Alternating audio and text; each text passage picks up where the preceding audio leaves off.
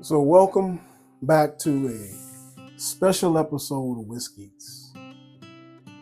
So here we're gonna do a fresh crack by myself. And the reason for that, this particular bourbon is a special bottle to me. You know, a dear friend of mine's passed away last year, Clyde Carrington, and this was his favorite bourbon. And so I wanted to crack it open, although I've had it many times hanging out with Clyde. I wanted to do a fresh crack on the channel. And so Clyde Carrington was a dear friend of mine. So we were probably almost close to 40 years older than me.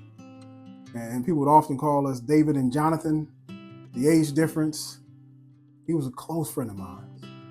And I'll never forget that man, or what he meant to me, what he done for me. And so in honor of this particular episode, we're going to do a fresh crack alone. Clyde was a good man. He loved his family. He loved his wife. He took care of his kids. He took care of his friends, like myself. You know, the first time I met him, it wasn't a great encounter. You know, Clyde had a facade about him. He had a very, very mean exterior. In fact, he looked very close to a mob boss. In fact, he may have even been one back in the day. I don't know. I never asked those questions, right? Grew up in Arkansas, worked his way up here to the north to work at the plants, to care for his family and his kids. And so I got to know him over the years and got to know him very well. You know, considered him like a grandfather figure. He's old enough to be my grandfather. I called him my grand friend because we hung out like boys do. I was able to talk to him like a friend does.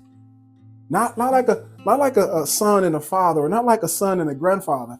I was able to have conversations with him like a friend has with a friend. No airs. Very humble man. Very loving, very giving. And one thing that really stood out to me, one time I was going through a tough time. And so went by, me and Clyde had a conversation. And, you know, he would let me vent. He would listen. And then I turned to another time where I came by and I'm kind of venting about the same thing. He would listen. He would let me vent. And then there was another time and another time and another time. And the last time he says, okay, listen to me. I want this to be the last time we talk about this. And I vented. He listened. And I let that be the last time I talked about it. But he never interrupted. He would always listen, and he was truly, truly a good friend. And he taught me a lesson.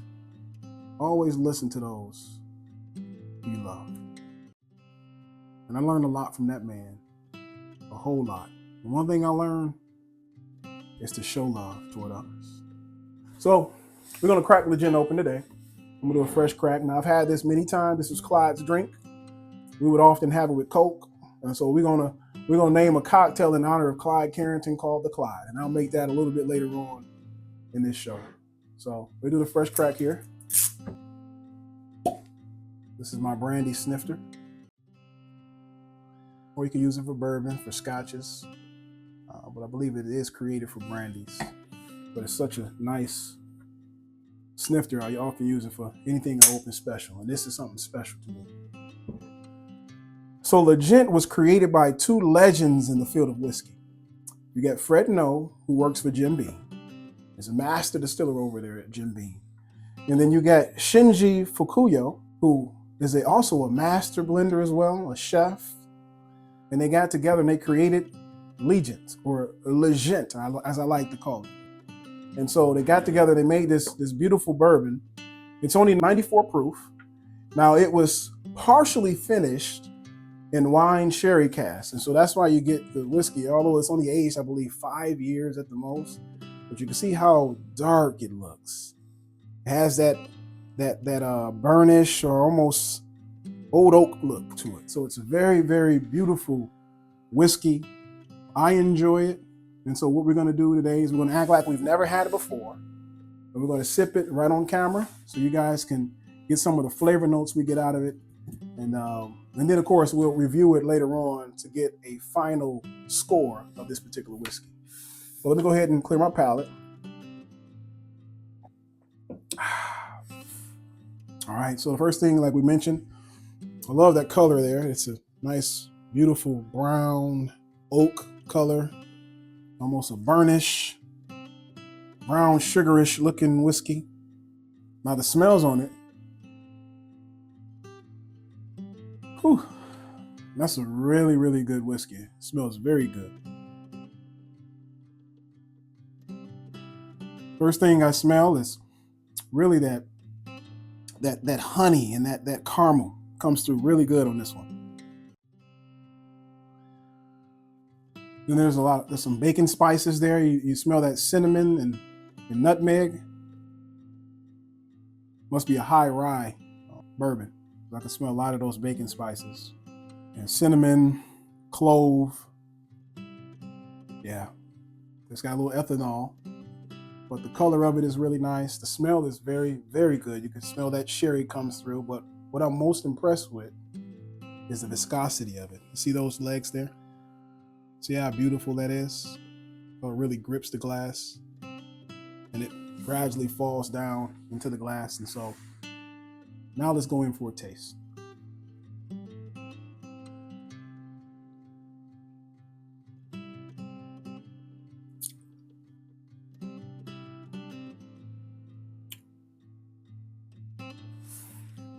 That is very good.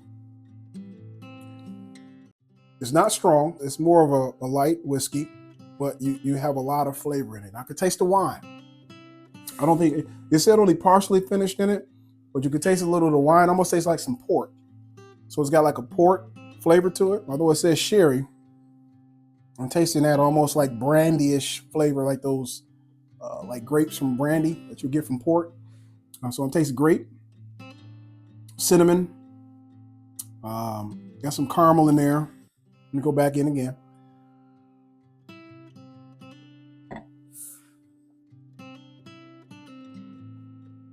Yeah.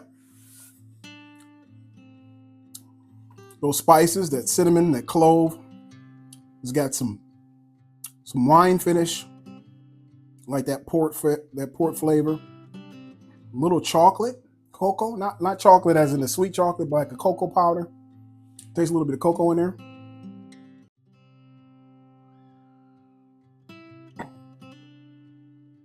This has a lot in it, surprisingly. And it's a very reasonably priced bourbon. I think it's only like $40. But they put together a really, really, really good bourbon. Now where it falls off is there's really no finish at all. So all of the flavor is going to stop right before it gets to your throat. So you're going to taste it all. But once you drink it, it kind of drinks really, really soft. And it goes down really smooth. You know, that term smooth. A lot of bourbon enthusiasts don't necessarily like that word. But that's really what this is. This is a very silky, a very smooth bourbon. So if that's your jam, if you like smooth, then this would definitely be a whiskey you would enjoy. I enjoy it more for sentimental reasons, but it is truly a good sip as well. But Legent is truly a winner.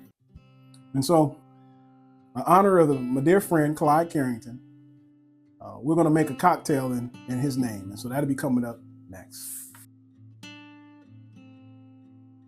All right, so the cocktail Carrington would enjoy was really just Legent and Coke. And so anytime he would get excited, he'd be like, "Hey man, you want to get some Coke in it?" He'd go grab a Coke, put some Legent, put the Legent down first, then put the Coke on top, and that was our cocktail. So in honor of Clyde, we're not going to deviate from that too much. In fact, I'm going to name this cocktail in honor of him. Every time I have a bottle of Legent and Coke, we're going to do it up in a cocktail form. So if you want to come by and you want a Clyde, let me know. A phenomenal cocktail. So that's what we're going to do now. We're going to make a Clyde. Let's do 1.5 ounces. It's good. Let's do 1.5 ounces. And cherry juice, 1/2 ounce cherry juice,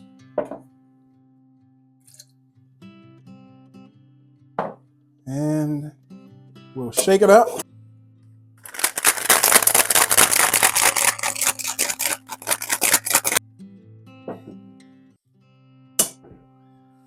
pour it over ice.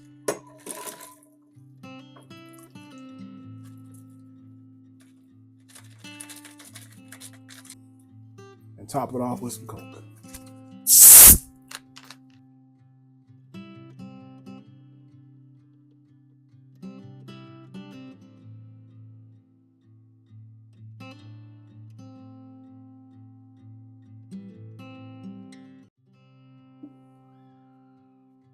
If you ever ask me for a Clyde, this is how we're gonna do it. You get a nice Woodford Reserve cherry. Top it off. I'm gonna let you know how this cocktail tastes right now.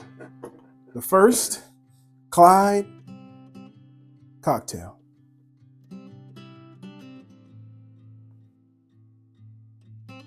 Just like I remember it, but better. So thank y'all for joining Whiskey.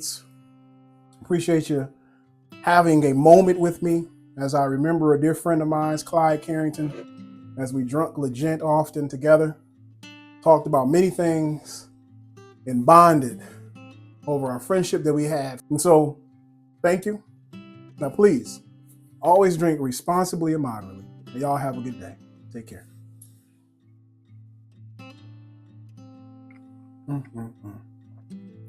That's good.